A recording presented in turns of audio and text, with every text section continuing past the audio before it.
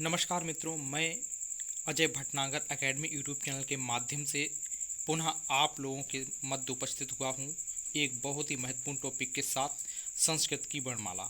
इस टॉपिक से सभी वनडे एग्जाम में प्रश्न पूछे जाते हैं। मित्रों, बताना चाहूँगा कि आज कंपटीशन का दौर है, इसलिए मार्केट में बहुत सारी बुक्स अवेलेबल हैं, जहां इन बुक्स में संस्कृत की वर्णमाला का टॉपिक दिया रहता है, जिसमें कुछ न कुछ त्रुटियां होती हैं। अतः मैं संस्कृत के वैयाकरण पाणिनि की शुद्ध व परिष्कृत संस्कृत की वर्णमाला की चर्चा पर चर्चा आप लोगों के साथ करते हैं। आइए देखते हैं। मित्रों, संस्कृत वर्णमाला को 4 भागों में विभाजित किया गया है। संस्कृत वर्णमाला को 4 भागों में विभाजित किया जाता है। नंबर 1 स्वर, नंबर 2 व्यंजन, नंबर 3 विसर्ग, नंबर 4 अनुस्वार। तो सबसे पहले हम स्वर जानते हैं कि स्वर क्या है, ये कितने होते हैं। संस्कृत वर्णमाला में ये 12 स्वर माने जाते हैं। पाणिनि की शुद्ध व परिष्कृत संस्कृत की वर्णमाला में 12 स्वर हैं। अब हम स्वर वर्णों के भेद पर चर्चा करेंगे। मित्रों, स्वर वर्ण जो हैं वो 2 प्रकार के होते हैं। नंबर 1 ह्रस्व स्वर, नंबर 2 दीर्घ स्वर। ह्रस्व स्वर जो होते हैं क्या होते हैं, उसकी डेफिनेशन जानते हैं। जिन वर्णों के उच्चारण में कम समय लगता है उन्हें ह्रस्व स्वर कहते हैं, जैसे आ, ई, उ, ऋ और लृ। अब दीर्घ स्वर क्या होता है, इसके विषय में बताया आपको। जिन वर्णों के उच्चारण में ह्रस्व स्वर का 2 गुना समय लगता है उसे दीर्घ स्वर कहते हैं, जैसे आ, ई, उ, ऐ, ए, ओ व औ। नोट करने वाली मित्रों बात यह है, उच्चारण के आधार पर स्वर का तीसरा भेद और बनता है, वो है प्लुत। प्लुत क्या होता है मित्रों? प्लुत की डेफिनेशन भी आपको बताएंगे कि जिन वर्णों के उच्चारण में ह्रस्व स्वर का 3 गुना समय लगता है उसे प्लुत स्वर कहते हैं। उसके बाद 3 अंक लिख दिया जाता है, जैसे ये यहाँ पे ये वाला लिखा, ये 3 अंक के साथ ओम, इसे पढ़ेंगे खूब तेज उच्चारण के साथ। आगे बढ़ते हैं मित्रों।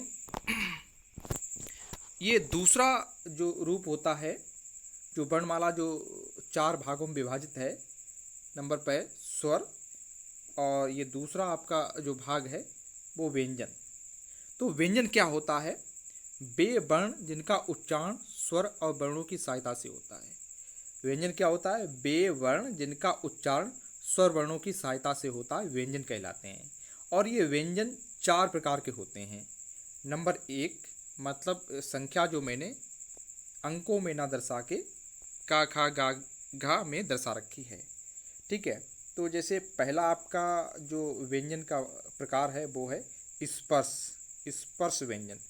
स्पर्श व्यंजन क्या होते हैं? जिन वर्णों के उच्चारण में मुख के विभिन्न भागों का स्पर्श होता है उन्हें स्पर्श व्यंजन कहते हैं। इनकी संख्या 25 होती है, ठीक है। तो हमने ये वर्ग लिख रखे हैं, कवर्ग, चवर्ग, चवर्ग, टवर्ग, तवर्ग और पवर्ग।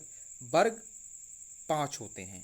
प्रत्येक वर्ग में 5 वर्ण होते हैं। तो जैसे उदाहरण के तौर पे कवर्ग में क, ख, ग, घ, ङ। ऐसे ही चवर्ग में जो सीध में लिखे हैं, ऐसे टवर्ग में ये तवर्ग में, ये पवर्ग में। तो ये सभी जो वर्ण हैं, ये जो वर्ण दे रखे हैं, इनकी संख्या 25 है। इनको स्पर्श व्यंजन कहते हैं, ठीक है। आगे बढ़ते हैं मित्रों। आपका ये ख नंबर का जो व्यंजन होता है वो अंतस्थ व्यंजन कहलाता है। अंतस्थ व्यंजन है। अंतस्थ व्यंजन क्या होता है? इनकी संख्या 4 होती है, य, र, ल, व। अब हम अगले नंबर की बात करते हैं, यानी तीसरा जो व्यंजन का प्रकार होता है वो है ऊष्म व्यंजन। ऊष्म व्यंजन। ऊष्म व्यंजन क्या होता है, इस पर चर्चा करते हैं। वायु की रगड़ से पैदा होकर जिन वर्णों के उच्चारण में ऊष्मा पैदा होती है उन्हें ऊष्म व्यंजन कहते हैं, जैसे श, स, स और हा। ठीक है, यानी ऊष्म व्यंजन वे व्यंजन होते हैं जिनके उच्चारण से ऊष्मा उत्पन्न होती है, उसे ऊष्म व्यंजन कहते हैं। इनकी भी संख्या 4 है। ऊष्म व्यंजनों की भी संख्या 4 है, जैसे श, स, स और हा। ठीक है मित्रों, आगे बढ़ते हैं। लास्ट ये चौथा मेरा भाग है व्यंजन का संयुक्त व्यंजन। संयुक्त व्यंजन क्या होता है, इसकी डेफिनेशन देखते हैं। जो वर्ण दो व्यंजनों के संयोग से बनते हैं उन्हें संयुक्त व्यंजन कहते हैं। जैसे ये जो कक्षा वाला छा है, ये आधा का और शा के मेल से छा बना है, और दूसरा जो है ये आधा ता और रा जो है वो पूरा है, इनके संयोग से त्रा बना है।